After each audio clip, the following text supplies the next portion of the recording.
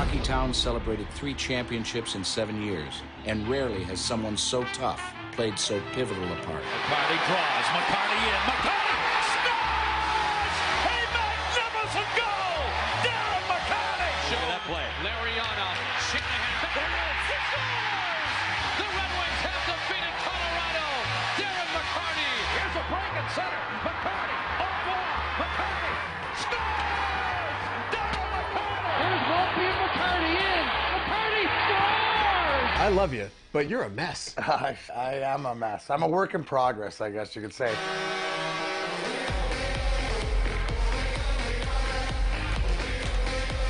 Yeah, this work in progress is right back here, and you know what? I must be trying to impress the millennials and the youth in the building because my guest today, snowboarder extraordinaire, Pinckney's own, Mr. Jake Vetter. We'll get to Mr. Vetter. Jake, how are you? Thanks for coming in. I'm doing good. Thanks for having me. Doing good. So my man here's 21. I'm just going to show you how I could play nice, but I wanted to show him how time, where we said 7:30, it's 7:29 here on July 31st. So D-Mac, I'm a mess, Dom, but a work in progress. Now, Dom Ruggiero from Mess Bucket Comics, we got some announcements. There's a correlation between Jake and Dom and I, and the correlation with Grind Time with Darren McCarty, and what I say, it's just making relationships come and go. So, Dom, thanks for joining us. We're going to talk about what we got going on, what you got going on with Jake, and just how everything works out. Appreciate you, what everything you're doing, but also for being here. Bam Bam, good to see you, bro. I realized that last week when I didn't really elaborate on the ass kicking you got in the backyard. I brought it up, and then I sort of was driving home and went, fucking stoner, you forgot the fucking shit. I steered you right off of it. You did. You're fucking very good at what you do, sir. It wasn't a fair match, but it- I didn't know the lay of the land. No. There's Hey, bounces first I time didn't know. Listen, first time playing the course, right? And this, we're talking about my backyard, Jake. I got like a little chip in, and we're gonna set it up. And Bam Bam, he's competitive as a motherfucker, right? Like I left pissed. He hates to lose, right? So we have a little chipping thing. First time out in the course, you know, but it's just because he expects to win, and he lets you know he expects to win. And then when you fucking drub him to the dirt, you know, it's like he's going down that fucking, he's like, it's fucking the Brighton Hill. It's the fucking it's the Cobo or the Pine Knob Hill. Like, what the fuck? I do this crazy shit out in Aspen all the time. Then you wipe on that hill in front of like some fucking chicks and shit. Right? That's it. Hey, no, that's it, baby. That's what it was. So,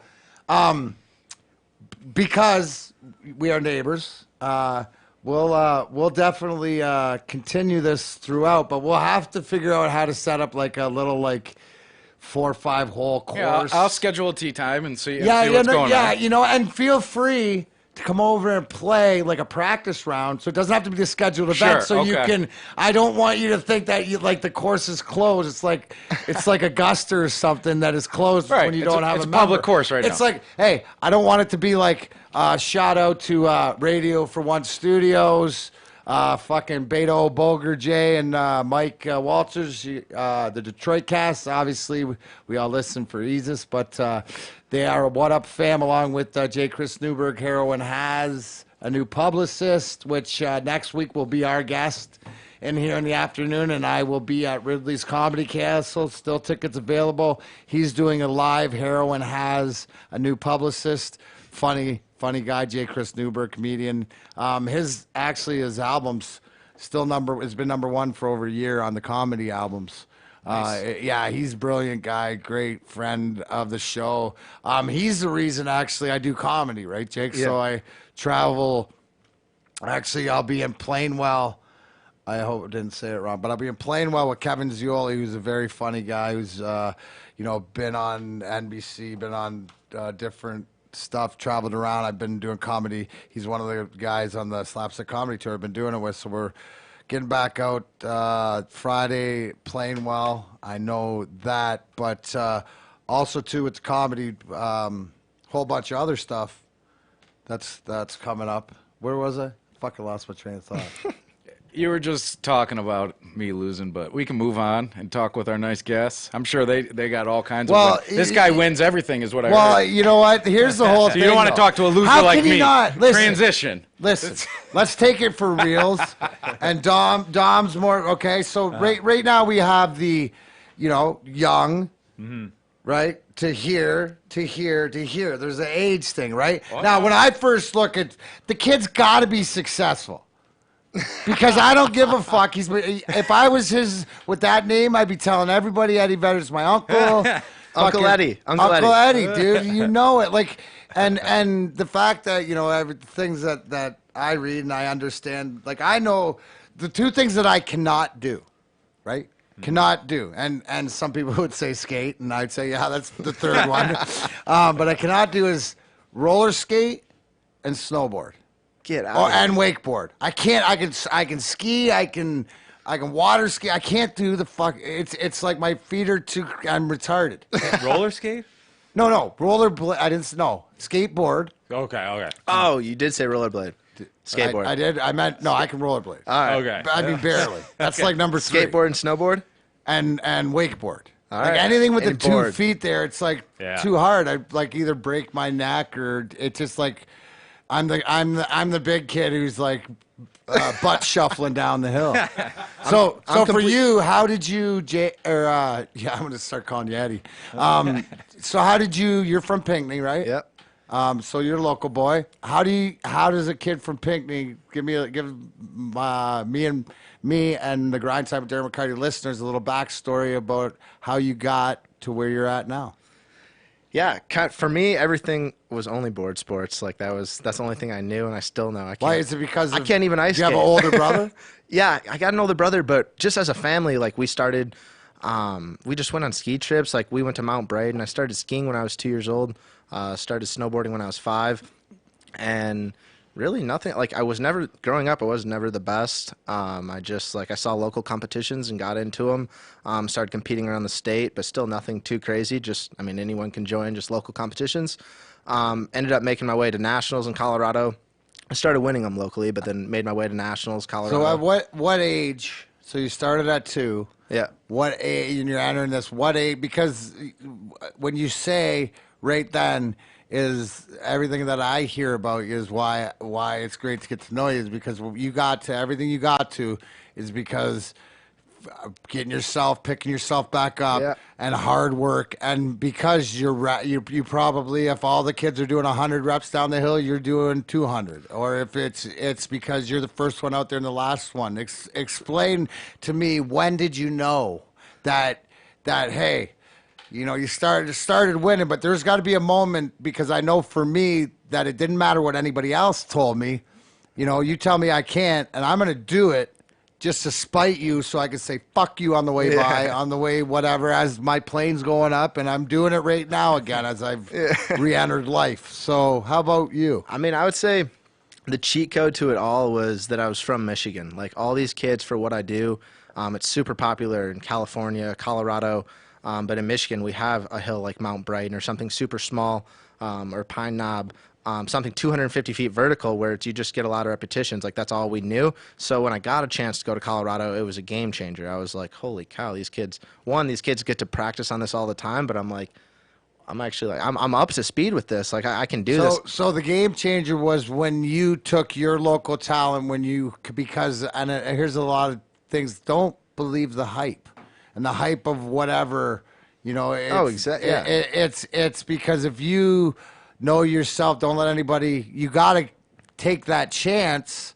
Now that had to be. How old were you when you went out there? So I made the jump. I was going to Colorado from when I was 6 years old to 13, once a year, twice a year, just with my family. Right, you weren't competing. You're just getting out Checking there. Out. So you would see. Oh wow, it's like me. Checking it's like the wow. There's different arenas and there's different.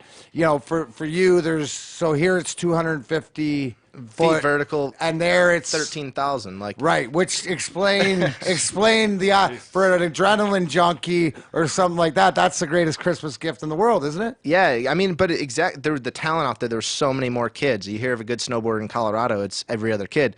A good snowboarder in Michigan, I'm blessed because of that. Like I'm lucky because I had like it's not popular here. And so for like we just growing up in Michigan, I never got to see the steepness, like the train these guys rode. They were they were just that much better growing up. But then I made the switch, and once I finally moved out there, I moved out there when I was 13. I went to Utah for 2 years, and then I lived at my coach's house for 3 years in Colorado. See, explain that. Explain that. So, What was your coach's name? Because obviously, just from here, and there's always an influence and always somebody. For me, I moved away when I was 15 or 16, and lived with my coach. His name's Brian Drum. When we get to the cover of the he's actually on the cover of the graphic novel, which we're gonna show in a bit, but talk a little bit about that experience. Not only moving away from home at 13 years old, right? A little bit of a different life change. Yeah, I mean, it was a sacrifice. It was a sacrifice for my family too. Really, it started with my family. I had the passion for it, but my family had the backing for they're like, okay, yeah, you can miss some school. Like they had an open mind to it all.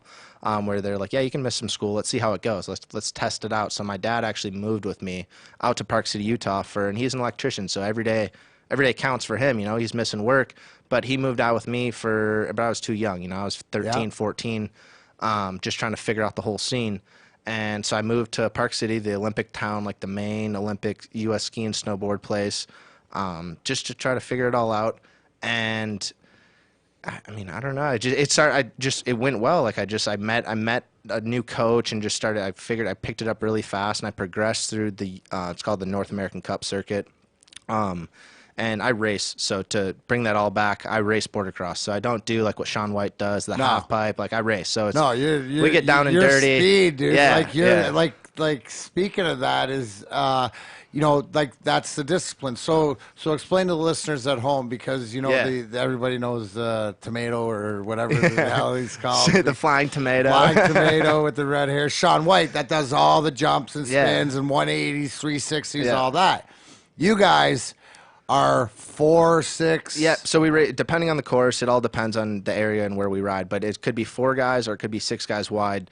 And essentially, it's the first one to the bottom wins. There's 100-foot jumps, turns. We go like 55, 60 miles an hour. I've seen some nasty wipeouts. Yeah, Have you had anything? Knock on wood right here. I stayed in front of a lot of the packs. That's the key, right? That's where we want to stay. It's like NASCAR. Yeah, exactly. Only bad stuff happens in the back. Exactly. And but I mean, don't get me wrong. It's a lot of it is other riders, and it's totally depending on. Some guy could just catch an edge and he's coming 55 miles an hour straight into you, right up a turn, and then you fuck everyone. It's like riding a motorcycle on the highway. Exactly. Yeah. It's very similar to motocross. Like they look at my border cross, which is snowboarding. They look at that as really similar to motocross. So, yeah, it's a wild sport. It's wild. What is the best part about it and the worst part about it? The adrenaline and the fact that, I would say the individual sport itself, that is the best and the worst part about it.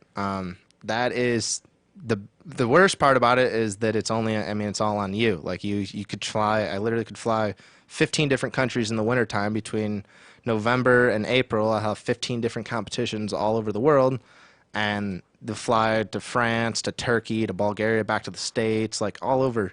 And yeah, you could go out first round every single competition, and that could be caused from someone else. It could be mental. It could be anything. But that is a hard part because you're not relying on anyone else. You don't have a team to rely on.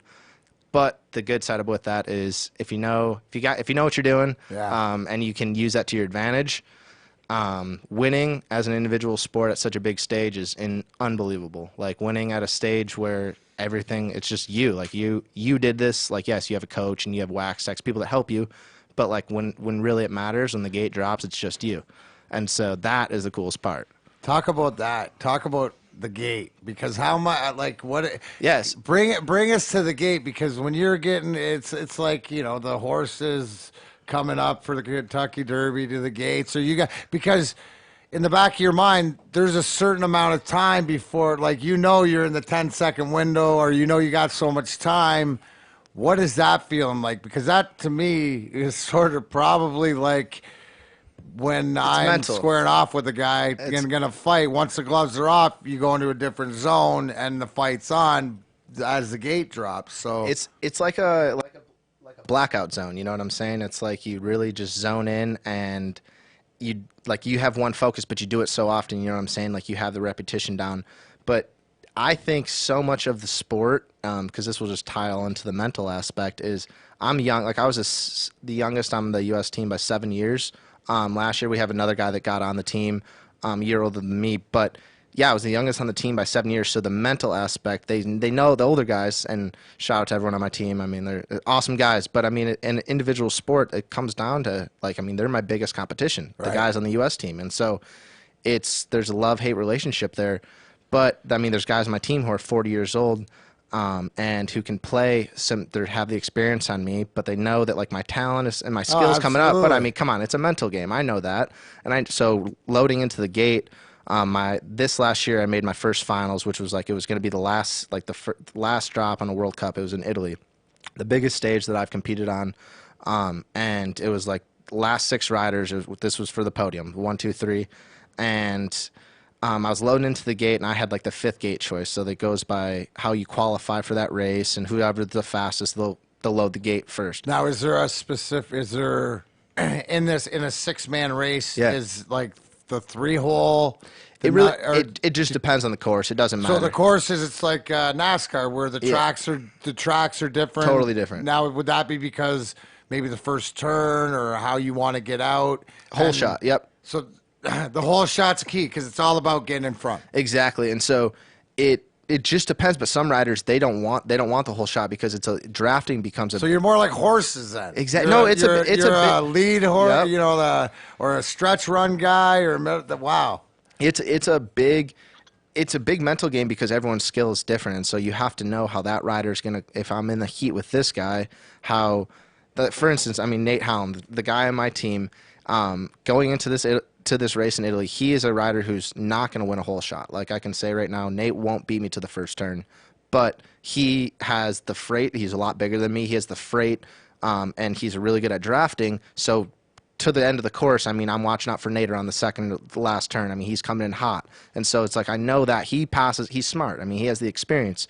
He pretty much like started, and so he's been racing for the last 25 years. But getting into the last gate, we were loading in, and Nate had a gate choice before me, so he could determine where everyone went, kind of thing. And he knew I was the youngest one. It was a finals of really experienced riders. I mean, these guys are all 30 years old, 35 years old, all of one month. When was this? This was in February. I think. February, December. No, maybe fresh, December. Right. So fresh, right off this last season. Yeah. Oh, yeah. This finals is sort of like if you follow golf, coming up to the FedEx Cup. Yep. Playoffs. So this is it. And the young kid was in the mix, and so it's like I really didn't even know what's going on. Like I was just in the mojo. I'm like, okay, I got momentum. I'm gonna keep it going. But Nate, he had the gate choice before me, and so he's like, all right. He's like, I'm gonna pick this gate. We loaded in. We're getting ready. I do my warm up, like same ritual. Boom, the TV's ready. We're ready to go. And he's just like, actually, he pulls back and he switches gate choices with me. He's like, I want that one. And so, boom, and I unstrap and you totally get out of my mental focus. Well, he thinks so. He's trying to play a whole mental, so that really plays a factor. I ended up getting second there. He didn't. He got like 5th, but I ended up getting second, which was awesome for me. It was my first like big stage podium. So was that the biggest? Would you say professional thrill or biggest? Yeah, to let you know, because that's got to be not only to be in there, but also to podium. And I know second, let's go Ricky Bobby here. I know the first loser. Give it to me right now. I get it. But at where you're at, because one thing that I always preach is self-awareness. Yeah, it's a stepping stone. And going into it. So would that be the last race? Yeah. So that was. I had like 7 more races through them, but that was probably the biggest stage race. The biggest turning factor probably in my career earlier on was 2016. I won Youth Olympics, and so with all this, like with representing the U.S., that's the part that like comes in. We kind of forget about the individual sport of like competing with each other, and you talk about representing the country, and that's what we're really all here for. And that's the cool part. That's really, because Youth Olympics, that was the first time where nationally I was able to experience that. I was like, holy cow, man, I'm on national TV. Like, this is wild. But did that prepare you for where you are now? Yeah, because exactly. It seems to me, obviously, and I know that, being and moving away from home, but out of your comfort zone, chasing your dreams. So you're a lot older mentally because you've had to grow up a lot earlier, but you realize what these are. How was the results in the last? What did that do when you came off that? As far as just to know you belonged, or one of these that you're on the right path, or I think in 2016 it was like that was the really turn because I was still in high school, so it's like I'm trying to tell my parents that like I'm still like, come on, still let me skip half the year of school, like I'm still living my dream, like I just like here buy my next plane ticket, but I'm telling you I'm gonna win this next race type thing, like I was still trying to prove it. So it was time to shut up and exactly. Hey, shut up. Yeah. And tell me once. Show me twice. Exactly, and so and my parents know they're hardworking. They're like, all right, well let's see it. And so I ended up showing out on that, and that was awesome. And with that just gave me the confidence, and the support. Like I got put on the U.S. team after that, and so it's had the right coaching and bring it back, like you said, living with my coach. I was in that time period. I was still living with my coach, Ross Hindman, and so. Man, I was living in the basement of a house in Colorado, just every day grinding, practice, like. Yeah, but I mean, loving life. Yeah, but at the end of the day, it's like I'm not in school, I'm not taking tests. Like I know what I want, like, and I'm just going to get it. And it's a matter of time. And with my sport, it's such a long. I have 10 more, 12 more years of good racing still left, and so it's a long career, which is that's a really cool part about my sport. That is. So explain. What it's like. I don't know. So explain to me what it's like to play for your country or to be a part of that team now. What the pros obviously and maybe some of the cons.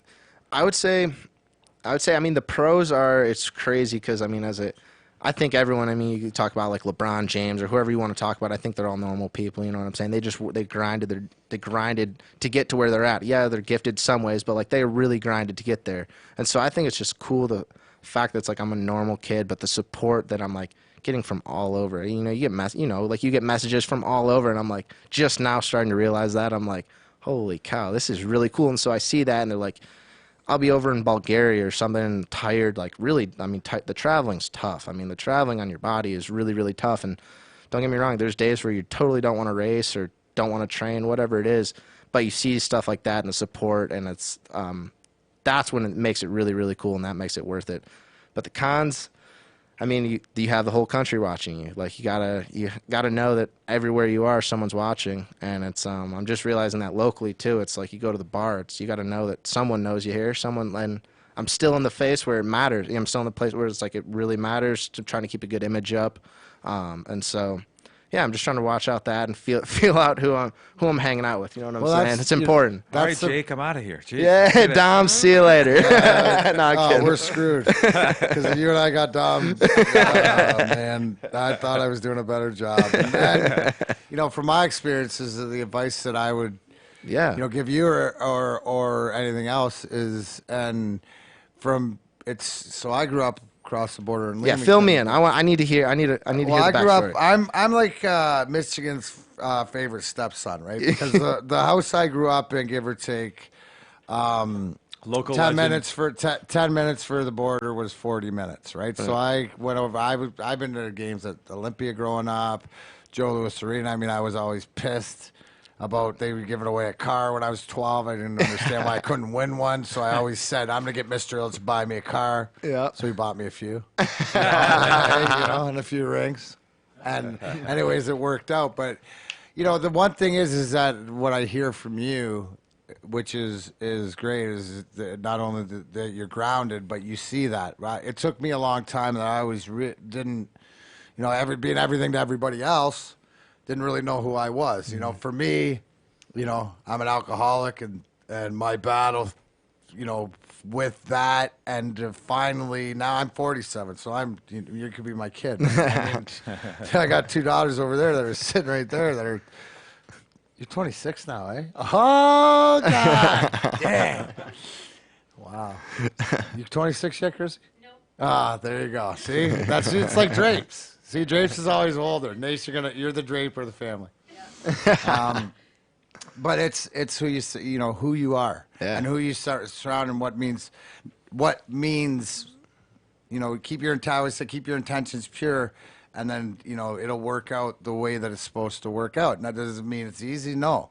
But the people around you that you grew up with, like you can tell you were raised well, but it's in a different world too. Because honestly, you wouldn't have known me if we had cell phones and internet and all the social media back in the day. The shit that we used to do, and like it's nuts. And that's just not me personally or the people that I hang out with personally. It's my generation, right? Absolutely. So you have to, be sort of, true to yourself, because you also know that, you got 12 years left. You're doing something. Like the one thing is that you're 21 years old. How many different countries have you been to? Oh, jeez, man. I was like, when I was 15 is when it really picked up, and I went to China, you name. I've been. What's South, the best? South Korea. This is a grind time exclusive. Yeah. These are the DMAC questions, right? I love it. I love it. I can, I know the similarities between us, and learn more, and it's the hard work. So I was never the talented one, but I was the one who would rollerblade through town.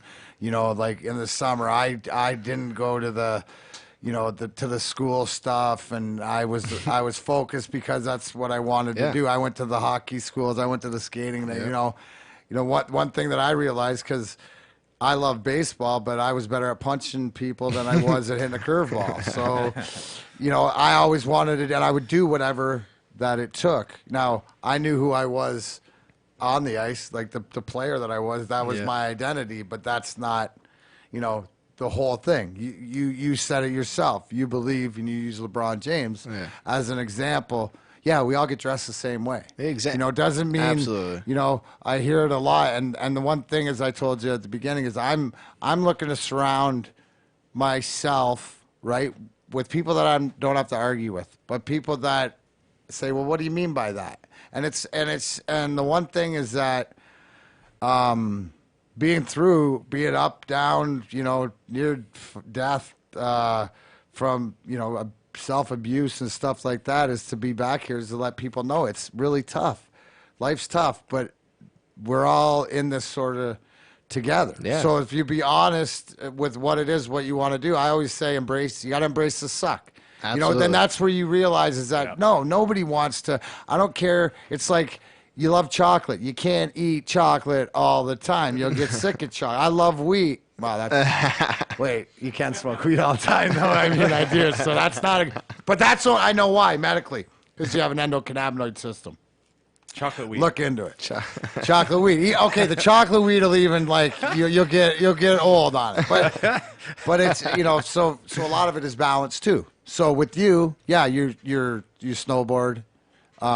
So does that mean that you wakeboard or anything board? So, I mean, pretty much in November to April, I'm all snowboard. Like, I'm off the face of the earth. Like, tell the girls back home I'm leaving. Back to how many countries do you think you've been to? I mean, I don't even know, man. All over Europe. I mean, what's your favorite? Do you have a favorite country? Norway was pretty sweet. Because that was Youth Olympics, and so my event was 2 days. We had to be there for 2.5 weeks. Opening, closing ceremonies, had to be there. And I was first time experiencing all that crazy stuff. In a village, and yeah, it was wild. Even at youth, I mean, it's Youth Olympics, and it was still wild. Do you have a girlfriend? No. How hot? What country had the hottest chicks? Norway. Really? So here, this is my story. Come on. So grind time with Darren McCarty. I gotta get something out of you, kid. So I think I competed call it 3 days into my 2.5 week stay, 3 or 4 days, the first wave of competitions, and I won. And so that was on all-time high already, and I was nationally known. I started my Instagram, I woke up the next morning, I'm like, holy cow. How many followers? Oh, I don't know. I was just it was a few thousand overnight. That's what I'm saying. It was crazy. That's for me, a lot. it was, people think about when people say, oh, this okay, think about it in pennies. Yeah. And drop a pile. How many big's your pile? That's overnight. So that's crazy. Huge. It was kind of wild to again come from a small town local kid who's trying to make it and just super determined, but to start seeing, I'm like, whoa, this is cool. But with that, like I had another 2 weeks of doing like it's nothing. Like I went to all the hockey games. Our hockey boys won. Yeah. It was sweet. That was. Do you know any of those guys? Because the guys that got drafted. Yeah, no, I know a lot of them. So we're talking about the U.S. under 18 team that we talked about before. I think 11 guys went and 9 of them are in the first round or something like that. I think I know there was not this last year, not this last draft, the last one. So Quinn Hughes and yeah. I know his brother Jack just went this year. To Jersey, yeah, crazy. Those guys are insane, super talented. Insane. The kids, they like these days. You like, and I'm sure it's when you're talking about the older snowboarder guy where I can relate to because you watch on YouTube. These kids can do these things. But did you see the kid with the puck that turned it on the backhand, ripped it around? I mean, like, come on. I mean, the only defense I got for that is when you're skating back celebrating to the bench, I'm going to friggin' sucker punch you. No, I don't do that. That's Lemieux. I cold cock you. I'm going to look you in the eyes and say, that's not very nice. What you just did. How did you do that? That is so funny. I need to hear some fight stories, by the way. Oh, we can do that later on. Do you got one for today? Do you got... Give me a minute. I got one. You got one. Right. So it's nice that you know this Perry Vellucci, who's usually the co-host, but now he's the sniffles. He's in bed. Ellen, please send him some soup. Somebody send Perry some soup. He's got the sniffles on the couch. Hope you get better, Perry, because I told him, don't you fucking be coming in here and getting anybody fucking sick. Yeah. Right? Especially our Olympic hopefuls, for fuck's sake. So we do a segment. Called what do we call it? Like DMAC fights or something like that. And there's a good one. Yeah, this is a good one. All right. So like I said, I was bored, and so I need to know what goes on with these fights. Right, okay, so Darren. Bam, right? I told you he's around it all the time. Hates it. Hates sports. Like we've been friends, whatever. And it's like, oh, you fight? Oh yeah, well because he has to, right? So. He's bored and he's looking up. So hey, I want you to talk me through these. That's exactly what you're gonna get. You're gonna get the live version. I want you. Exactly. Yeah, here we are. So this is in 1993, right? So you can see September 26th, right? This is exhibition. Okay, my rookie year that I made the team. Now this is Marty McSorley, right? Who's a old school tough guy. You know, a guy that I looked up. I mean, I even had a T-shirt that said Marty McCarty on it and stuff like that. So for me, back in the day, you, I guess, got your bones, or you Respect. Is it a respect thing? And yeah, it is, but it's a fight. Here, you want to rewind it? No. You remember these punches? Yeah, I do because I remember. Just the fact that we actually fought like later on either in Edmonton or whatever. But so I pick a fight with him, even though he's an old school tough guy. And I think the one thing that was common, because if you hear it, it's more of a like a wrestling match. One of the things too is right there, so I don't have my jersey tied down and my jersey's over my head. Yeah. So that's a very vulnerable, dangerous spot, right? Yeah. Because I'll always tell you, if you could see it coming. Right, if you could take a punch, right, like I'll bleed like a sieve, but I got a cement head. Yeah. So if you could see it coming, then you can. It's not going to hurt as much. It still hurts, but it's not going to hurt as much than if you have your head down or if your jersey's over your head. So right there, you want to take it down. What do we got here? Right, exactly. So you're sort of squaring off to make sure he drops his gloves, right, and then. A lot of times with guys like that, they're so strong, right? Yeah. So the thing is that you want to get inside. Did you just throw a knee at him? No, it's balance. I only throw knees at Lemieux. But it's a balance thing, and right here, it's sort of you show when you go fight these guys, you're just trying to stay alive. Yeah. It's sort of like what you said is there's different ways. You got a couple good ones in there. Yeah, there's some good lefts in there. And this is more like a longer fight. So this is a guy that fights longer. He got a bloody nose. He's not happy. So did you fight him twice in one game? Is that what's going on? Yep. Wow. Maybe, probably. Or the other one in an exhibition? Yeah, because I'm trying to make the team. That's what you did back in '93 you were? Yeah, that's the year I made the team. If So you it want to paid pull off. up here, actually It paid off. pull up a good one because while you're here, pull up the Cam Russell. Pull up this one because this is what I'm sure I made the team. So this is Old Chicago Stadium. Yeah. So yeah, that one. So preseason brawl in Old Chicago Stadium, which was like one of the best. So right here, as you can see, there's me and Cam Russell. It's sort of a bench brawl, but I'm just hammering lefts on him. Right. So wait. So I get him down and I'm just pumping him. Right. So I get him down there, and he's like, "You jump me."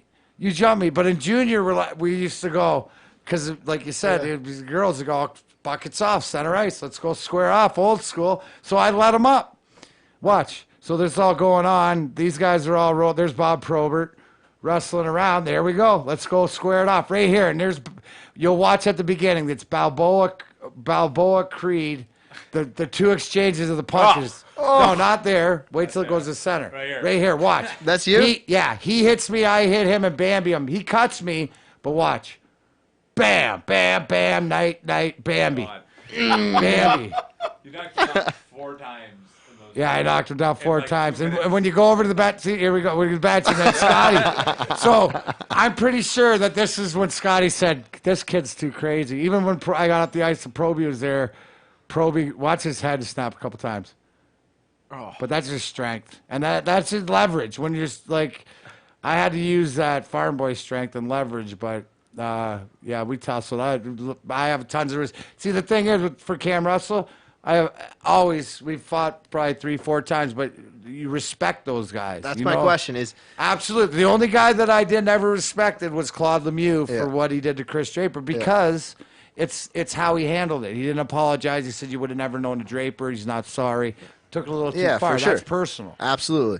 That's my thing. Is like, even in juniors and stuff, like, is it like earning your respect? Is it a total? It's earning your stripes, and the game used to change. So now the game, is different. If you want, if you haven't seen the Russian 5 documentary, that's one for great to explain how we got to where we're at because you're in a position now as you see it travel, but this Red Wing team now, the whole reason, and maybe you could explain because you're in the biggest culture of Team USA, but with Steve Yzerman coming up, because it's the culture. It's things are done the right way. You have the winning attitude with the guys that know what it takes, right?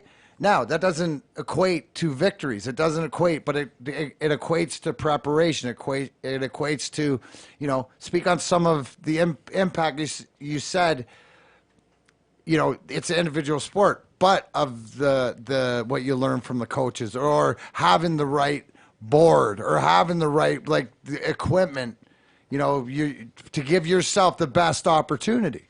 Yeah, I mean, I think...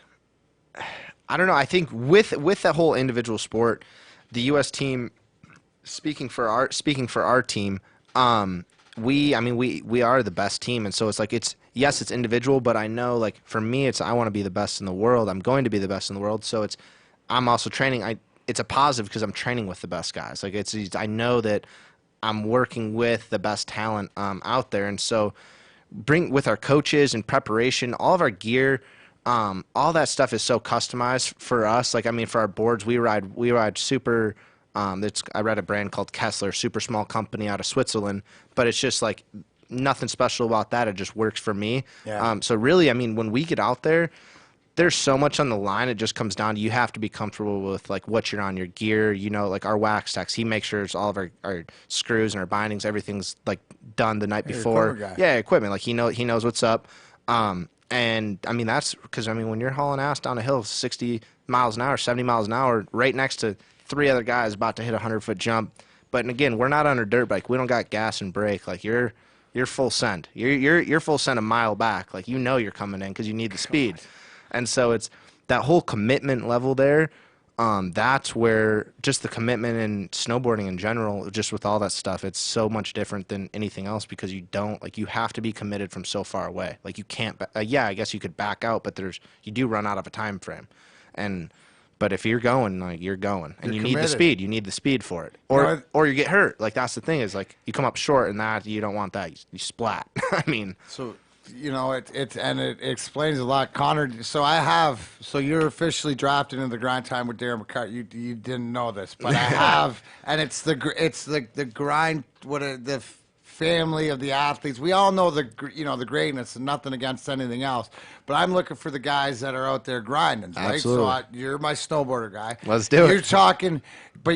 So Connor Daly, you'll check him out. He's an IndyCar guy, right? All right. And I did the fastest lap, the Honda fast lap before the Detroit Grand Prix with him. But even talking and because I get the adrenaline, but I'm not adrenaline junkie. But you and him, it's like for him, it says it's that the fact that I could die, the fact that I could hit the tree, that I got to be so good and so precise that's the thrill. Well, yeah, it's the same. You're wired the same way. All you guys that I like, Michael Annette, who's the Xfinity guy, right? Ryan Ellis, who's our PR. Ryan's our PR / hockey guy / he races a couple times a year guy, right? So it's all the guys that are grinding and stuff like that. But I think that for my sport, with being such an, call it an adrenaline junkie, there's nothing else. I mean, I was raised just on crazy shit like that. Skateboarding, Joe, man, your mom, who's crazy, your mom or your dad? Where do you get the Well, so fearlessness? my grandfather used to race NASCAR and Winston Cups back back in the day. So Jerry the Bear McCarra. He's Jerry probably the Bear McCarra. Yeah, that's right. The Jerry Bear right here. Oh, I love it, dude. He's got stories. So yeah, him, man. so actually, that's sort of like that to me is like talking hockey about the way, listen, son, back in my day, you know what I mean? 20 years ago, the game has changed, right? My guy's not in the game.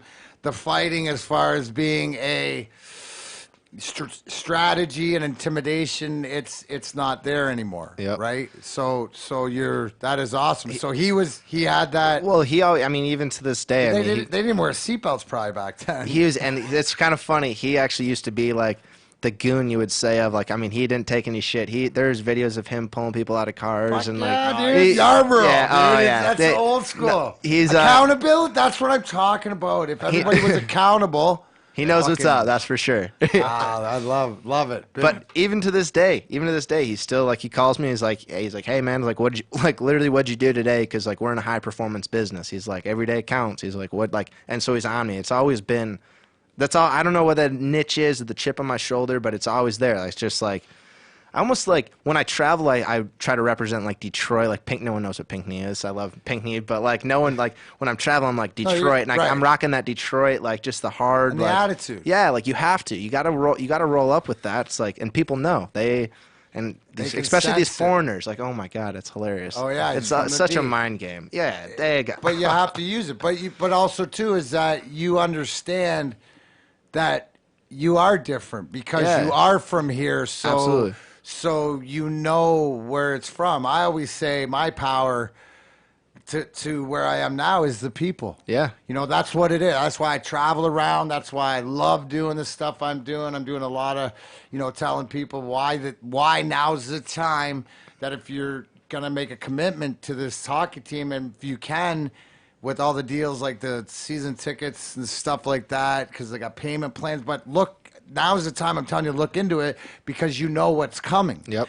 That's speaking of what's coming for you. When does your season start, or how does it happen, and what are you looking to do this year? Do you have it's goals? A big year. Yeah, it's a huge year. So and why? Yeah, so coming up. So my off season pretty much is from then beginning of April. I come back home and I train all off season here, and so it's just a lot of fitness training, try to get my strength up and gain weight. I'm pretty small for my competition. A lot of these guys, gravity doesn't lie. The heavier you are that you can use and use that to your ability, the faster you're going to go down the hill. And so just trying to get all my strength up and get ready to rock and roll.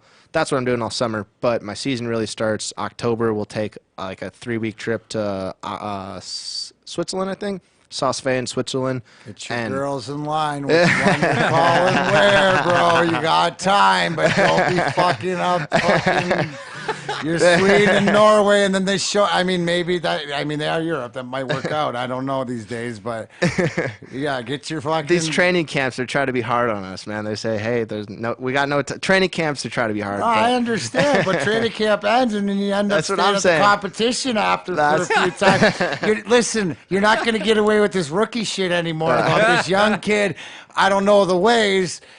Right? You know the spot you want to go eat. Yeah. You know the place you want to go. You know where I mean, God, if you got to fucking look, you might as well, like, see some fucking Svetlanas shit. walking by. I mean, God dang. I mean, that is your, listen, that is your, as a representative, grind time with Darren McCarty. So when you do go this travel, and I have you when you're back in, right?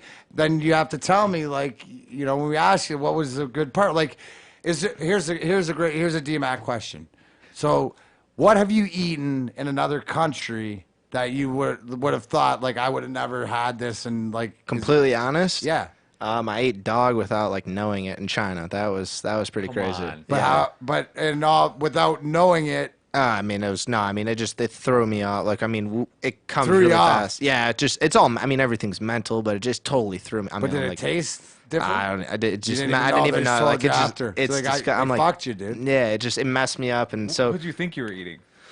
I don't know, man. What You were just you get told? hungry, bro. You just like you get It was hungry. Chinese, man. He probably just ate an hour before, and then Man, fucking. they eat right. Oh, you like, must feed the dog. Yeah. Give him the dog. I'm just man. They don't Have eat you, a lot of food. How do you find out that it was dog? My friend is like I guess he was talking to the lady or something. Yeah, like, just oh like, yeah, hey, bro, dog, you yeah, like that? dog. Oh, yeah. Fido. yeah. You had a question? Yeah, sponsors. Yeah. Okay, so I'm sure that's sweet, right? So Yeah. you get like the goggles, the ski suits. I don't know. I don't know the names to everything. Yeah. You said Kessler's or snowboard. Yeah. What are your sponsors? I want to know the free shit that you're getting all the time. Yeah. And what sponsors do you want? I'm sure there's something out there that you eye that you're like, ooh, I'd like that. Yeah, so I mean, my biggest thing with endorsements is like growing up, starting in Michigan, is I'm really, really focusing on. I don't care about like nationally. Michigan market is what I want to be. That's who I am. Like the Michigan market. You see on my comic book right up there, Michigan. Boom. You see, like you got the mitten. That's a great segue too, Jake. You got thanks. I don't know if it's as cool as yours. I gotta. Well, just wait. But listen, right? Yeah. In 26 years, right? You got Yeah. more than half your life. So with all your accomplishments, let's see what yours is. Then you can compare mine, and I'll be like, look at that dog shit, right? Because you'll have all One stand on an Olympic podium. absolutely. Let's do it. So this is the first time people have seen your cover. Absolutely. Yeah, So- first time ever. So right now, Bam Bam's got the Jake Vetter Path to the Olympics comic book. Now, Chalice and Bauer, that I'm assuming that's the corner of the street you grew up in. Well, so that's the corner where Mount Braden's at. So it kind of shows locally. that's- I got to do some educating to like once we release Absolutely. it. That's like Joe Louis Arena for me. Exactly. Like that's where the stomping grounds are. So if you know the area, it's like, yep, that's the kid who grew up. So what did you, if you would say, like, shout out to there, what is the one thing that you learned on that hill that till this day, is there something that you can apply, or is there something I mean, I don't want to be just like too basic, but like the hard work. I mean, there's one thing like we do, like I can snowboard the same amount of time as I could in Colorado, but it's like the repetitions. I'll run 300 laps just on a small hill, and I'll run 4 laps in Colorado just because of how long it is. So it's just, I don't know, man. It's just like the hard work, the mentality. It's knowing that like I have a goal of getting to Colorado one day. Like I know when I'm there, I'm like, okay, I know I'm riding an old garbage dump hill, like old, isn't it like an old garbage disposal? I think it is. Mount Braden is actually. Okay. It was a landfill. They built over it. All right. But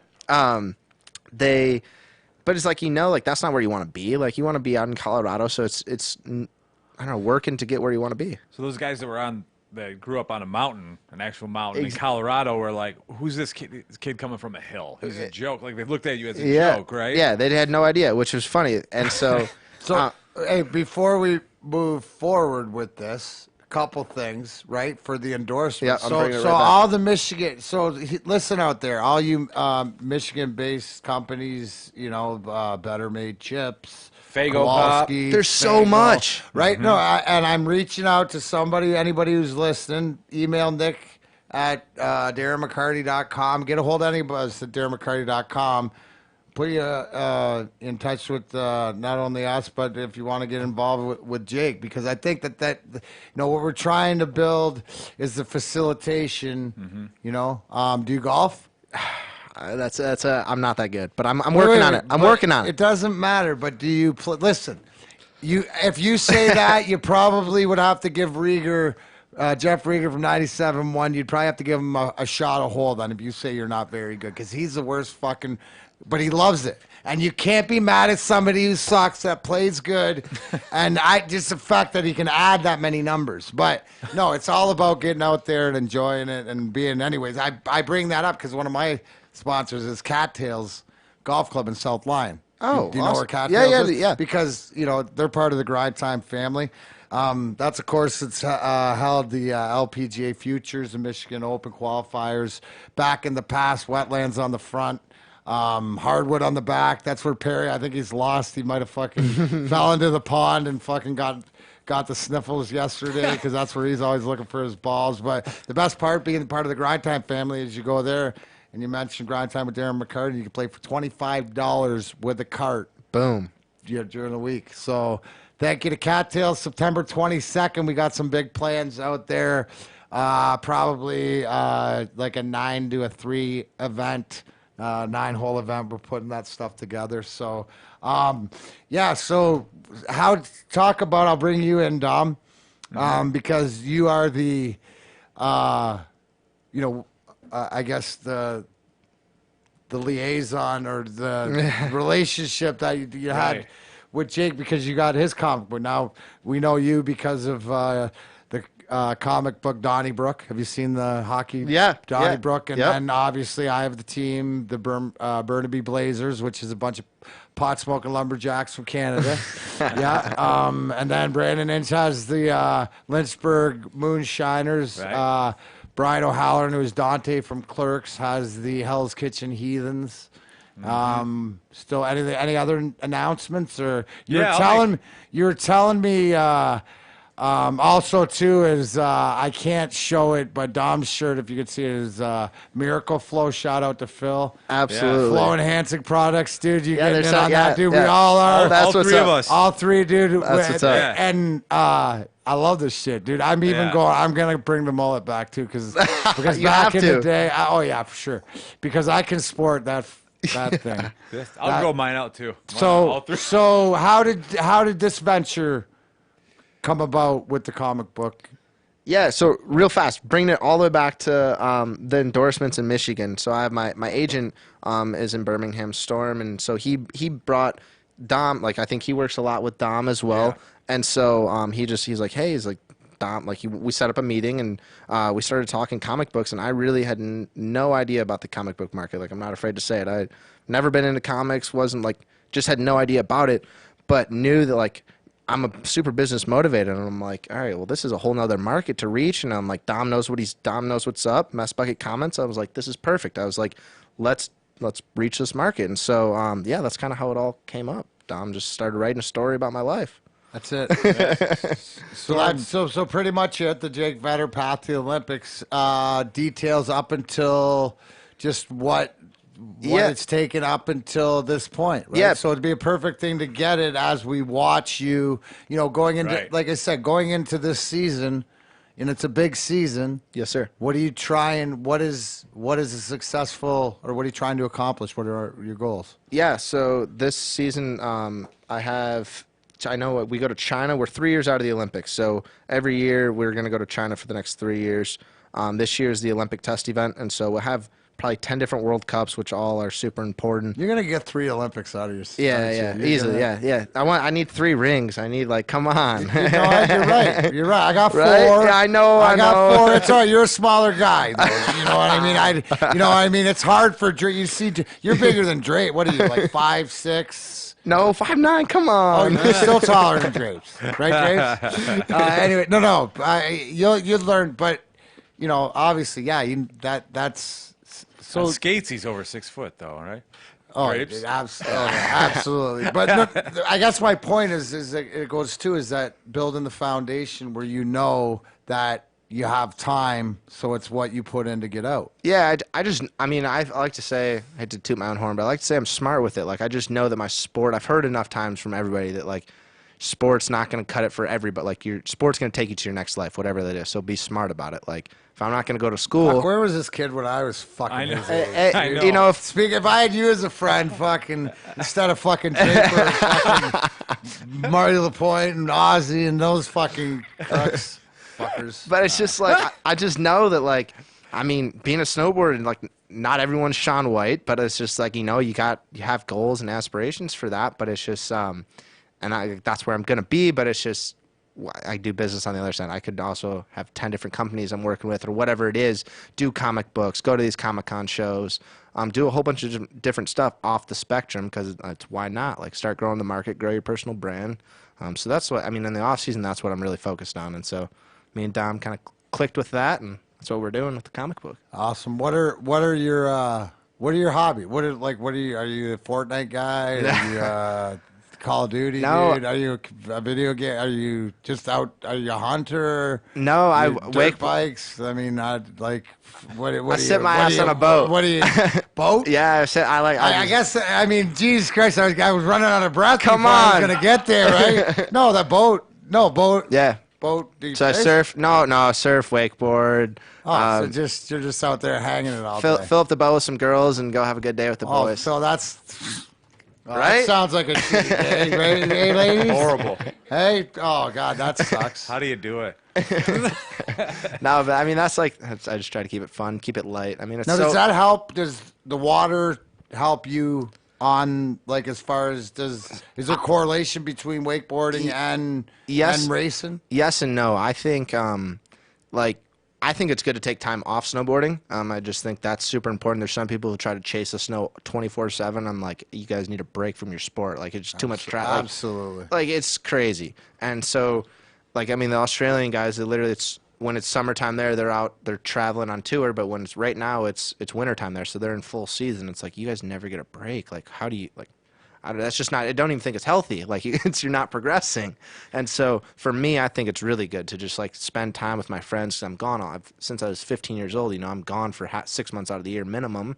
And so just get decompressed, spend time with my friends. Yeah, it does correlate to my snowboarding skills a little bit, but more the mental checkout. Just be smart, but totally just check out. And yeah, I don't know, it's fun. No, and that's important right there, along with the self-awareness and everything like that. And, you know, one of the, because that's one of the things also too is that, and I don't know where, you know, as far as Olympics and stuff, but there's a lot of talk, and you being out in Colorado with the CBD, Absolutely. and, you know, because here, and I do a lot of, everybody knows cannabis saved my life. I'm the biggest advocate of it.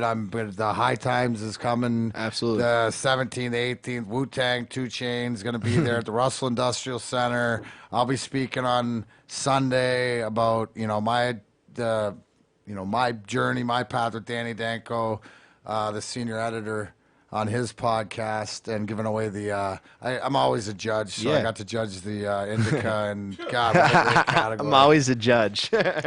What a great category. Yeah. Hey? Unbelievable. Huh? Hey, good to be my neighbor. I guess so. Bam's not mad.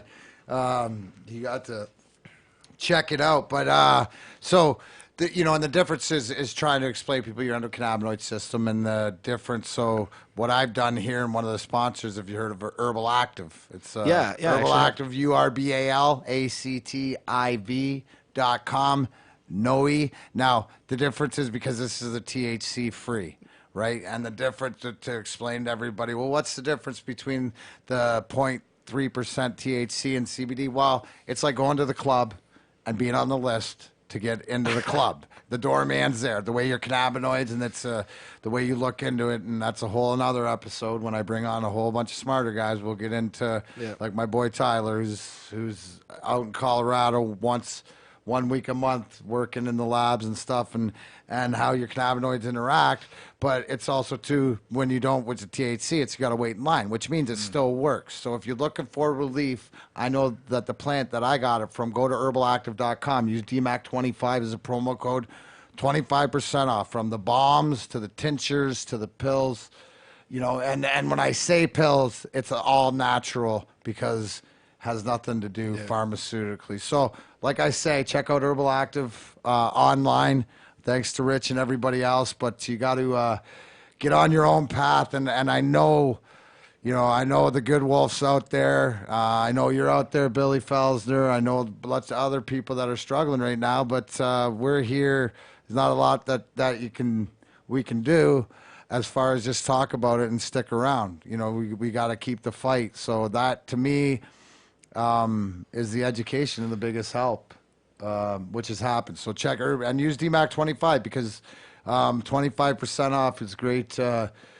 Great way because they ship across the country. So it's a place to start, and then it starts a conversation. And the next thing you do is you reach out to us, or reach out to somebody at DarrenMcCarty.com or a Grind Time podcast, and you know, you ask questions, and I tell you where to look, and then that's it. And then we get everybody on the same page because it's not about whether you do or you don't. It's that you know that you have the option. Absolutely. You know, so it absolutely saved my life. There's no question about it. I'm like Benjamin Button, bro. I mean, I'm getting younger and younger, and like I'm in better shape than when I ended my career, when I won my 4th cup. So, so like as far as what is the best for young kids out there, or kids that love snowboard, because I see a lot of kids, you know, my kids, you know, these guys, and then the others, I got 4 other ones too, and you know, they all got into snowboarding. I could never do it. I had to ski. But what do you say to any of the kids that were like you? Coming from Michigan, that's all we're worried exactly. about. Let's go. We aren't worried about those other kids. We're worried about the next Jake Vetter. Coming from Michigan, really, I mean, it sounds cliche. Just knowing that you can make it, the ground, like, I mean, I was kept talking about you need to go to Colorado, but I mean, really, you don't need to. Yes, it helps. And but on a vacation, because you said, is that when you realize when you're here and you're growing up and you're pounding the slopes, and it doesn't matter what it is, you can go up north to Gaylord, you can go anywhere else in here, and then you make that family trip, and it's just like, it's got to be like Santa Claus at Christmas. No, 100%. Like, right? I mean, it's just, it's a total eye opener. Like, I'm like, what do you, I mean, a mountain? Like, I never saw it before. But then you had to get through that either fear or of, I'm just from, you know, like you said, I'm just a Detroit kid. What am I doing out here? And then you're like, you're slaying it, and you're like, wow, the snow is the same. You know, I always tell Aaron Ward this. I go, dude, it's the same game you played since you were 5. Guys are just a little bit bigger and a little bit faster. Yeah. Adjust. It's the same friggin' game. It's move it. The puck moves faster than a player. Move the puck. It messed with them more than anything. Like Dom said, I mean, it just, like, I shocked the world out there just because I was a Midwest kid that really, who is he? Like, who is it? Like, what? It was just like, I didn't know anybody. I wasn't talking. Like, I just came in, like, was shocking the younger competitors. Used to do, just come in, win a couple games, drink your beer, fuck your girls. Yeah. That's the old school Red Wings, allegedly. I gotta write that down. Hey, do we have this one? Because here it is, guys. The unveiling while Dom is here into the DMAC. So here it is. Billy Tucci. Who's all responsible for the cover, which for the graphic novel? See, you can see. So I'll show you, Jake. So you're talking about the Jer Bear. Yep. That's my grandpa Jigs, right? Let's go. He didn't see me. He saw me play exhibition game pro, but he was pretty much the same as the Jer Bear growing up. He was my inspiration. Your coach that you moved away in, that's drummer. That's Brian Drum. So up in awesome. With the mustache, that's my wife. That's Nichelle's mom, right there, who saved my life, who's my best friend in the whole world. There's Dom there. Tucci, but Snoop Dogg, who's a buddy, Kid Rock, Zach Wilde. That's sick. I'm fortunate to know a lot of. So I love the fact how this is coming together. Now, Dom, talk about. So that's awesome. So what do we do? We just signed 100 limited, plus we have the VIP that we're going to be doing giveaways and stuff. But right, talk about what we have going on with what the Darren McCarty and Mess Bucket, but also too about the naming. Yes. What we're gonna do. So this has no name yet. Right. And the book. So I wrote a book, My Last Fight: True Story of a Hockey Rock Star. Wrote it in like 2012 when I was in Florida, and I was still drinking at the time. My sobriety date is November 11, 2015. But anyway, so through whatever else, so my book was My Last Fight: True Story of a Hockey Rock Star. We're gonna let the fans name this one. Right. So where are we at? Here. I'm gonna defer to Dom so he can remind me what we talked about. Dom, where are we at on this project, and what do we have? So, ladies and gentlemen, this is the Darren McCarty, Grind Time with Darren McCarty, Comic-Con, moments. All right. Dom Ruggiero from Mass Bucket Comics. So we'll start with the print there. So you saw Jake's cover. He had a name. It was Jake Vetter, Road to the Olympics, or Path to the Olympics. We don't have a name for Darren's life story comic book yet. We have a cover done by Billy Tucci and colors by Nick Wentland, but we don't have a name. And what we want to do is let all of Mac's fans out there, we're going to have a contest. Mac's going to do a little video. We don't know where we're going to do it at yet, but we're going to put a name to this thing. It's going to start with Darren McCarty. Then after that, everyone's going to, I think we're going to do it this way, they're going to put their idea for the cover in the comments of Facebook, Instagram, all this stuff, and you're going to pick the best name, the one you like the best, and we're going to give them a couple copies of this print, which there's only 110 of them available. 10 VIP bonus covers that are all individually numbered, and they're going to be signed by myself, Darren McCarty, and Billy Tucci. Yeah, and you can't have 25 because I got that one. Right, that's out.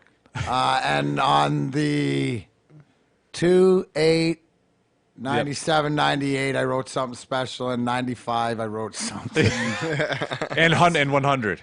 Oh, and the 100th one, too. Yeah, so there's some special ones out of the... And here's the whole thing, and I think because what it's all about and what that story more so, my book was me putting it out there. This is more so because everybody's involved. This is sort of like a group, like... to give back to the people, so I want everybody to be involved. It's sort of like Grind Time with Darren McCarty, but it's the story, the life story. The way that Dom was able to take some of the funny stuff and just to express in a different way. Right? There's different sides of me, so this will be exciting. So can we give people time frame-ish? What we're looking. We're hoping this thing will be at completion and printed by the end of 2020. Okay. So we actually went into production this week. John just got off a plane from vacation, went right in and fucking started. Right, you should. That's fucking. Let's get her going. Let's go. We got this fucking kid. This high performance right here. High performance. I like it. That's it. Jake Vetter. High performance. I have your whole life story, Darren, on my mind, and Jake's. So, but there's when you guys were talking, there's all these crazy similarities. You wouldn't think that would go on between snowboarding and hockey, but you left your family. Went to go pursue a hockey career. You left your family, go pursue your career in snowboarding out in Utah.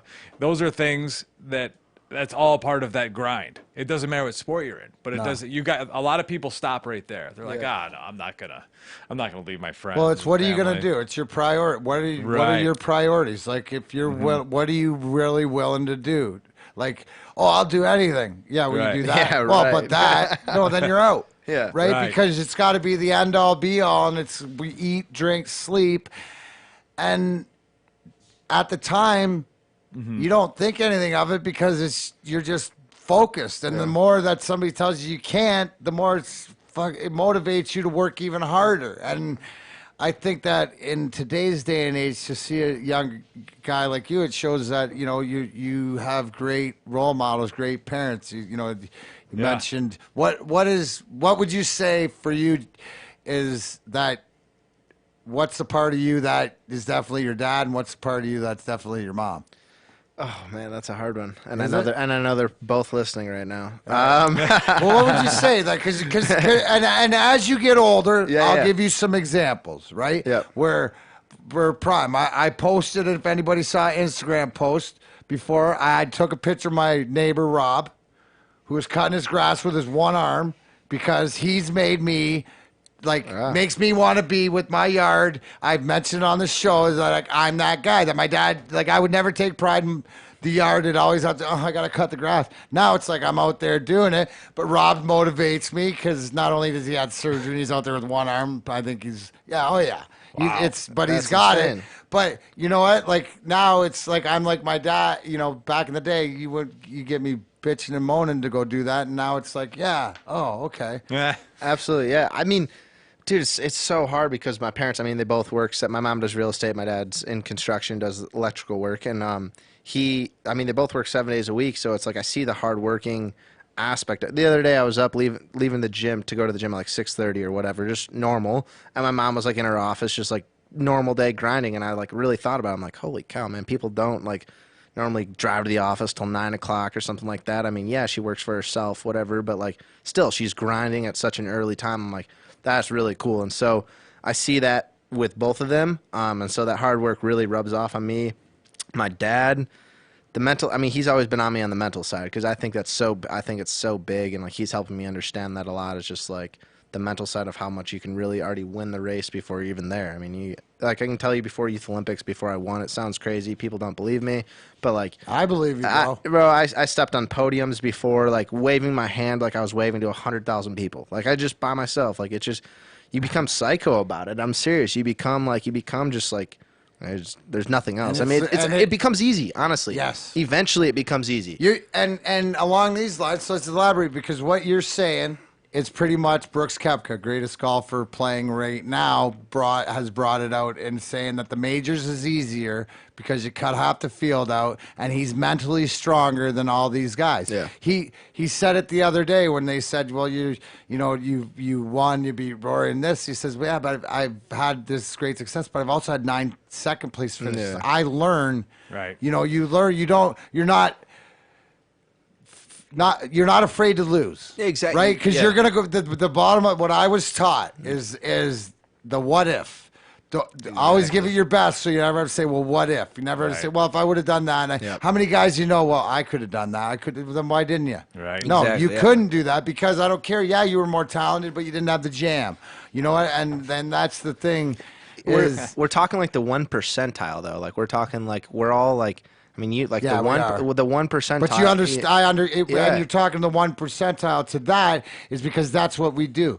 And you know what? I'll tell you this right alongside when Dylan Larkin did that video a few years ago. Him and his buddies when he was D-Boss doing the snipe show in the basement and stuff. And I said to him, that's you being you because that's all of us. The difference is I did that too, but I didn't have a camera. Yeah, exactly. We all did that because that's who we are because Yeah. you want you want 5, 4, 3, 2, 1 cup. Yeah. Did I ever think, I always wanted to win a Stanley Cup, let alone 4, but did I think I'd score, the only time I beat one guy one-on-one was for, to bring the cup back and be in the local kid and shit? No. I stayed out of my way. Just, he did it with all the great shit. I realized that. It's just you put yourself in that position to keep your intentions pure. You said your mom's a real estate agent? Yeah. Well, that's pretty cool. I got to read this. So that's actually another journey that I might get into eventually that brings it back to Michigan. Ready to hear this? Real Estate One, a Michigan-based company, so it's I had a vision of how long-term, if I'm going to retire when I'm 35. I don't know. I'm just throwing that. Just 36, wherever in that age bracket. After a few Olympic golds, so whenever I'm comfortable. I then flipped that all. My mom's done a great job in real estate locally, and it's okay. How can I not ride her tails, but grow from that? Work with Real Estate One on a snowboarding basis. Let's start working together here. Grow nationwide, not nationwide. Grow in the state, and then that way.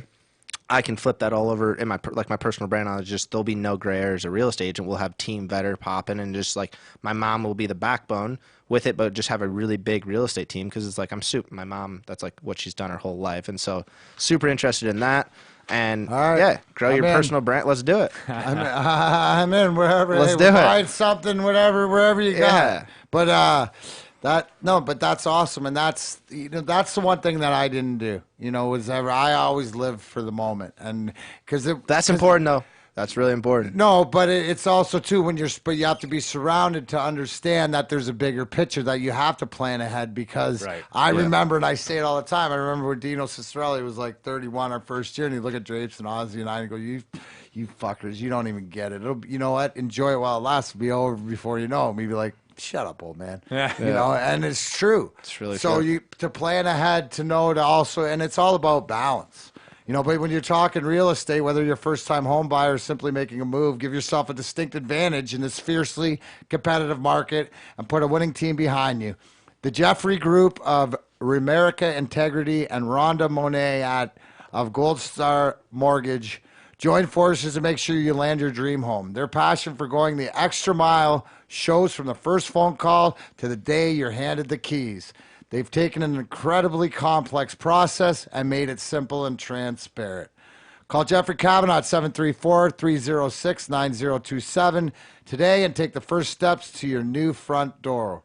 Gold Star Mortgage is an equal opportunity lender, NMLS number 3446.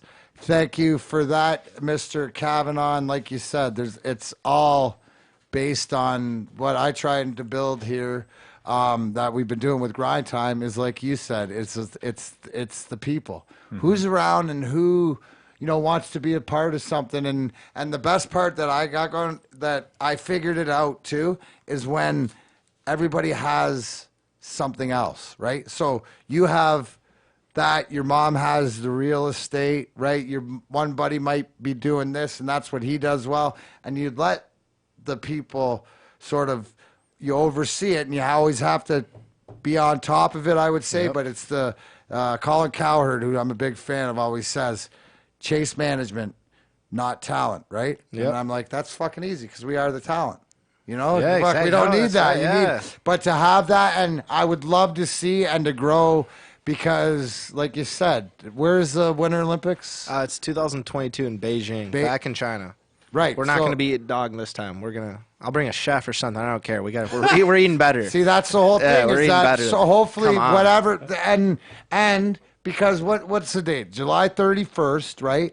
19. So, what year is that? We're like 900 and something days away. Okay, 900 some days. I think in Michigan that we should put a plan together to make sure that, you know, we get Jake to make sure that we have building whatever conversation for sponsorship, but make sure that at the end of the day, maybe we can at least send him over a personal chef so that he doesn't eat fucking dog food. Well, the U.S. team should have that figured out, but I agree with you. I agree with you. But as preparation, and it's the more the merrier because it's who wants to get involved in this journey and this voyage, right? And it's not because it's not about the gold medal. It's about the journey to get there and the work that it takes and to the path to the Olympics. Exactly. It is. It's about how you grow sort of as a person and stuff like that. So if you don't start till October, do you have like a training camp? Do you guys all report out there? Or I'm supposed to go, it's crazy to say that. I got an email today. I'm supposed to go to Park City sometime just to get fitness tested. So speak about that. Do you have to stay in shape or something? Yeah. So okay. Yeah, I mean, are you obligated to stay in shape? So yeah, we're obligated to. Snowboarding's never been like snowboarding, skiing's never really been. I mean, in the past, like a huge, like they've always looked at it as like, oh, these guys just like go out there and do their thing somehow. But they've realized like, okay, to like not get injured, you got to be strong, and like you're hitting these 100-foot jumps, like doing all this crazy flips and stuff. Like if you fall, you got to be able to strong, like take the impact.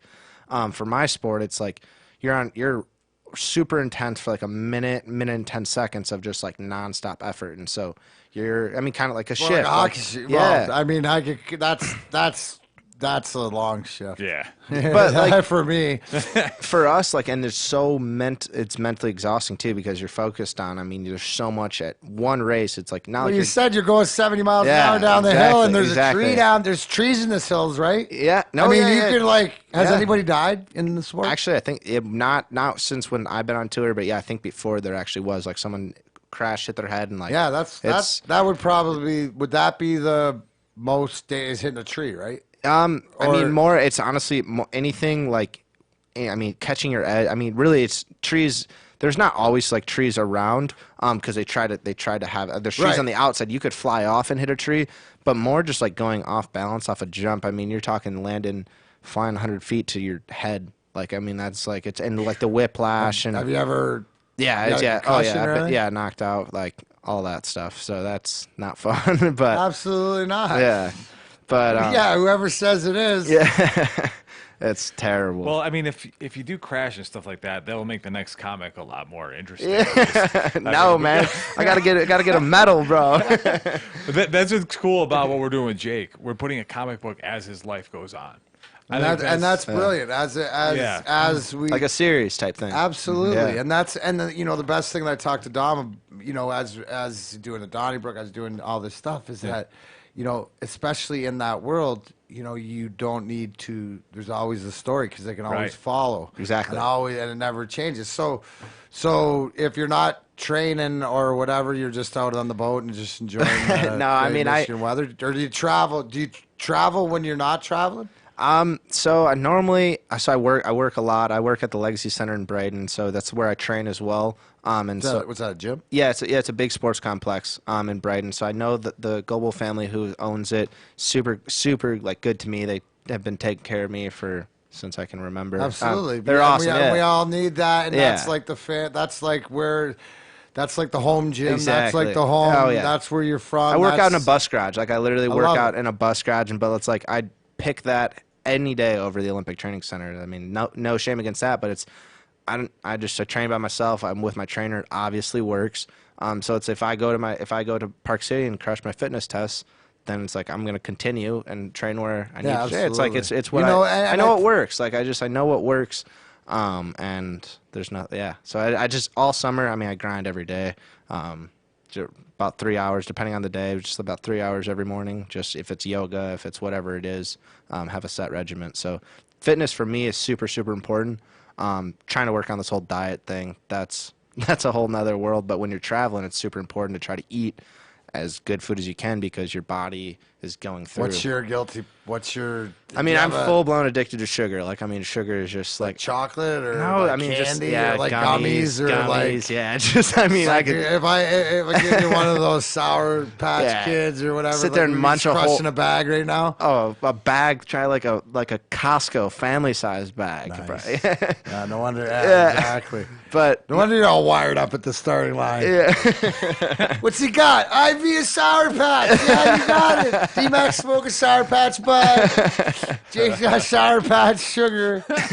So, Dom, on our end, yes. You want to touch on what we got going on? And I think especially for our Canadian audiences or Americans that want to travel to Canada across the border. Yes. So it's actually it's your first comic convention where you're at the table, right? Ever. Your first appearance ever. Ever. Right. And it's my first Canadian Comic-Con appearance at Windsor Comic-Con, September 21st and 22nd. It will be Mess Bucket Comics right next to Grind Time with Darren McCarty. You're going to have your full setup there. Do you know what you're going to have available at your table? You'll have pictures. Some we'll have some Burnaby Blazer jerseys, some Slapstick Comedy jerseys, Grind Time, some comedy. Yeah, and if people have autographs they want signed, we'll figure that out and pictures and stuff. But I'm excited. Obviously, I'm excited to get in that world. Obviously, with the. Like I said, what is it? February's Astronomicon with Twisted Fellas. I'm gonna come to that September one. I'll be home. I'll come to that. Yeah. Oh, you can come over with us. So we're doing it on the Saturday. So we'll sell some of the covers. Absolutely. Yeah, that's just print some of those up so that they get the Jake gets the get the word out. Sure. And that's the whole thing too. Is like part of the family is that we're just trying to facilitate anybody who. That's awesome. Just because I break my ankle, Michelle's more of the ESPN Aspen. Winter Games correspondent. Like when I asked her, she knows the skiers, right? You're the skiers, yeah. I don't know many of the snowboarders, but give me some names. Give me some. Who? Isn't it? No, I don't know. Okay. We'll talk after. Okay, yeah. We'll talk after.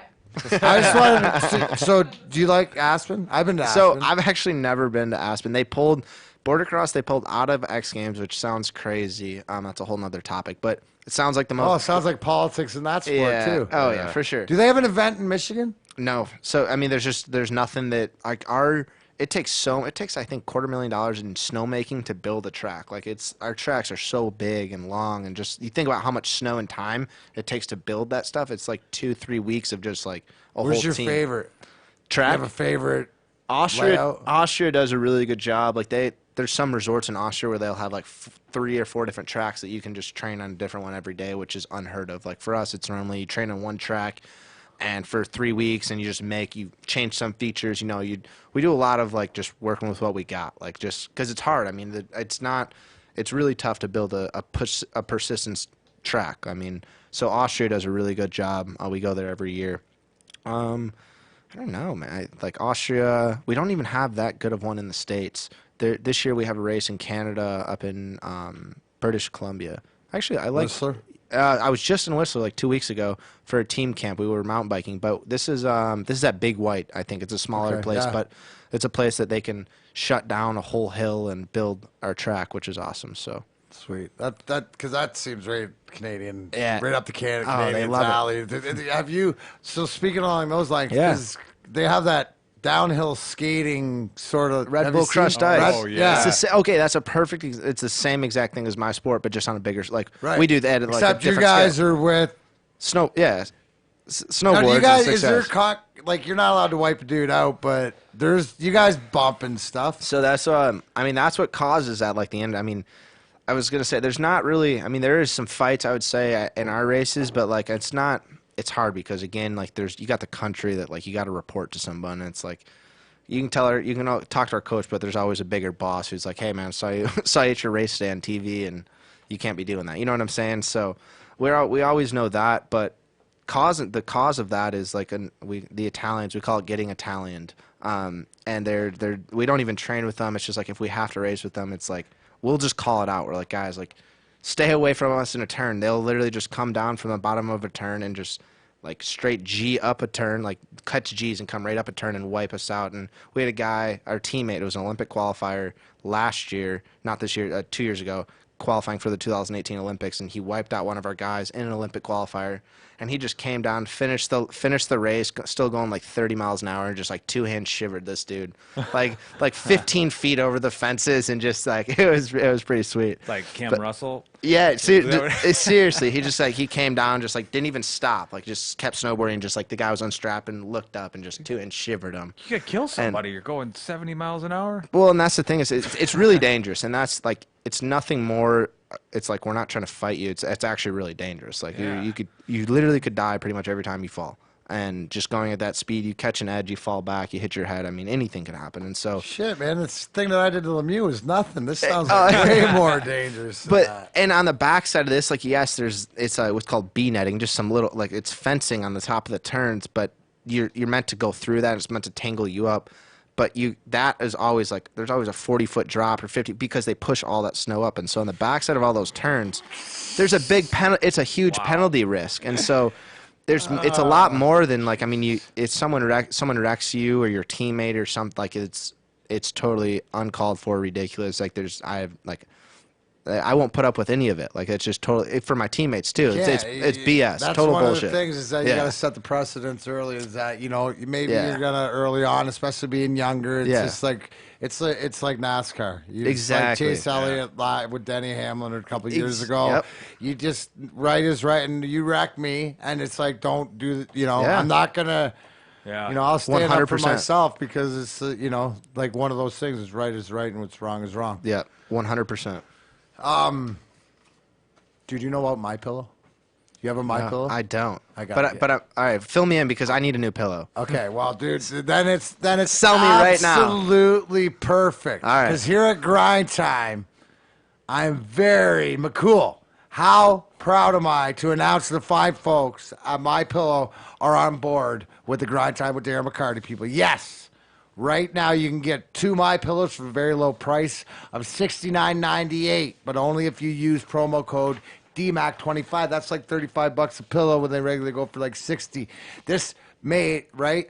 My Pillow was made by a former crack homeless guy right? And he's found the way that you sleep. And my story with this, and this is the truth, is that I've have the My Pillows throughout the house, but I find myself when I put my bulldogs down, I stole their dog pillow, so it's like twice as big. That's the one I sleep with. But You I sleep with swear their by dog 'em. pillow? Yeah, the dog bed, My Pillow, because it's just so cool. Like your head doesn't move. It's the greatest night's sleep. I'm not just saying that. You have to try it. Now they have the My Pillow sheets, which I'll have to is check it like, out. it's unbelievable. I'll hook you up. So DMAC 25 or not DMAC 20, just the promo code's DMAC, and I know that it was put in any way you could spell DMAC, but DMAC is the way to do it. Go to mypillow.com, pick up a new set of Giza sheets or a My Pillow dog bed. My dogs loved theirs. Now I have them.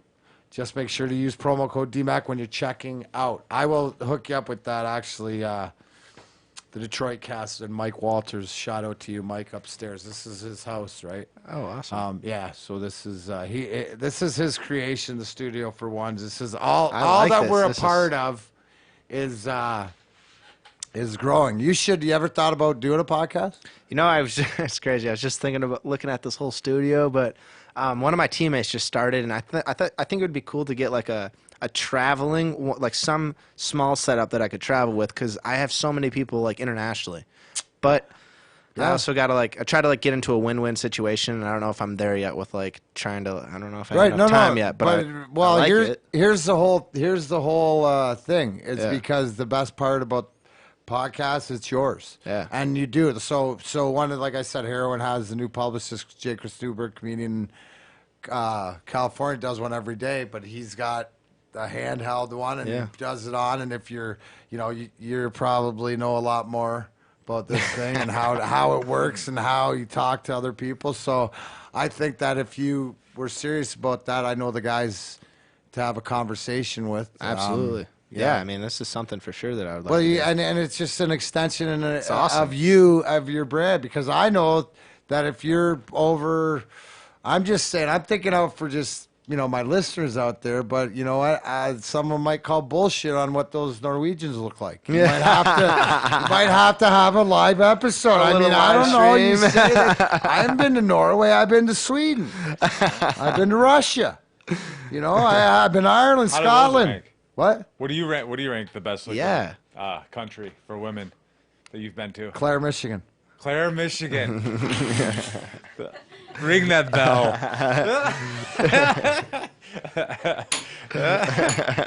There it is. Yeah. No, it's true what they say. It's just there's not an ugly person in Sweden. It's just different. And it's different. And the Russians are tens or nuns. And Right. It's all different around the world. Yeah. I got Italian. I'm happy with that one. Clare, Michigan, baby. Yeah. Clare, Michigan. Yep. Yeah, so that's what else did Playing Well with Kevin Zioli. I'll be there Friday. Comedy? Yeah, comedy. Got to back do that. I do that too. Yeah, I was just trying to figure out my schedule, and that's what you do. Do you have I try uptime, downtime? Because it's been really busy lately. It's been. Are you in charge of your scheduling, or does USA send you an itinerary and your flights are booked or stuff like that? For my season, for all my season, that stuff. But we have a lot. That's why I'm so business motivated, because I'm a snowboarder for 6 months out of the year. Yeah, I work out in the morning, but I have so much time. Let's make it happen. What can I do with this? So I love it. I've started doing a lot of business stuff. In the summertime, I'm working at Legacy and just working a lot with my agent and Dom and just doing everything. Yeah, growing as big as you can. Absolutely, and like I said, whatever we can do here, Grind Time with Darren McCarty, part of the family, and get the word out. That's exactly what it is. And have Jake at Windsor. That'd be cool. No, I'm serious. I'm here. I know I'm here in September. Yeah, you don't have to run that by me, bro. You got to just tell Dom that you'll be there. But I look forward to seeing you over there. But we'll make that definitely happen. And maybe Phil of Miracle Flow get on some shit. Yeah, like come that. on, Phil. So Yeah, I need some more product, actually. Yeah, me too, Phil. This whole short hair thing, man. I'm getting ready to go cut up the mullet, so we're gonna get her back going. Yeah, I'm gonna grow this salad out too. Do I have anything else? Oh, I want to say hello to Kyle Lawler, the Anthony Lawler, the artist for the Jake Vedder comic book coming out soon. Absolutely, super excited Hell to of a see good, the talented images. guy. You saw that cover; he's awesome. Where's he from? He lives in New Jersey. How'd you connect to him? Because I always love that. Yeah, that comic. He was one of the first people I ever met when I first got started in this whole thing in 2012. That's awesome. I love it. See, and that's the facilitation. The people that I've met, and Dom and I stories when we met like 20 some years ago. That's right. Just in case you didn't know. Yeah. Anyways, Drapes and I were somewhere, and I was probably a little older than you, but I was playing Final Fantasy VII at the time, and I heard these two guys next to me talking about chocobos, about breeding chocobos, and I was right there in the game at the time, and I was like, "You guys talking about chocobos?" I sat there for a half hour, bought them beers and whatever, as they explained to me how to get the fucking chocolate golden chocobo. We're Nerded out. And what did you tell me? Right? He goes, "Oh, I go to these Comic Cons because nerds, they know nerds. Yeah. They automatically know that it doesn't matter you're a jock, that you're a fucking nerd." And I had a cheat sheet. I knew he was a nerd. Yeah, he had a cheat sheet. Dude. Yeah. He was a nerd. I love that. It all happened so fast too that Darren got up and left, and I looked at my room and was like, "That just fucking happened." Like we're just talking about chocobos with McCarty, like just now. That's so funny. All right, so so tell your Uncle Eddie I said hi, Jake. And, love his shit since back. Tell him I cover Jeremy too if he needs me to get on stage. No, I'm more interested in the Jer Bear because that explains a lot too. Because I understand you're more similar to, the motivation. Competitive. I don't know what it is. Just something competitive nature. Something. Wait, what just happened? I missed it. I missed it. I was the only one that heard that? I was signing off. Oh, were you? My bad. No, it wasn't your bad. Somebody, you guess that? But I ripped one of them. Oh, word. I thought that was a chair over there. Oh, God. Hey, Before and what was after, it last come week? on. Hey, thanks to last week's guest, Daryl Boolin, for coming in. But at the end of this show, I almost made him piss his pants. And so at the end of this show, it should be apropos. I almost shit my pants. This one better not clear out the room. I cleared it out before. Might as well clear it out now. Oh, so, Jake, best of luck, brother. Thanks, boss. Look forward to doing a bunch of shit and staying in the loop and definitely get updates, and we'll keep everybody going. Thanks for having me, Dom, thank you as always. Keep us updated. Yeah, man. Thanks for having me on again. No, appreciate everything that you got going. Did it come over there? Nice. Oh, look out, baby. Dutch oven's on. Nice. All right, geez. from McCool for Bam Bam.